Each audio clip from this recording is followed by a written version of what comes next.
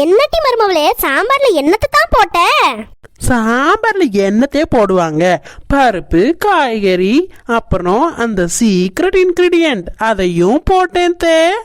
Secret இன்கிரிடியன்ட்டா? அது என்னட்டி secret ingredient? உப்பா இல்ல சர்க்கரையா? ஏன் அத்தை, இது நல்லா இல்லையா? அட்டி மருமவளே, இது தித்திக்குதுடி. சாம்பார் சாதம் சொன்ன யாராவது நம்புவாங்களா? சக்கரை பொங்கல் மாதிரி இருக்குதுடி. மவனே, நீ எப்படிடா இந்த சாப்பாடை சாப்பிட்ட?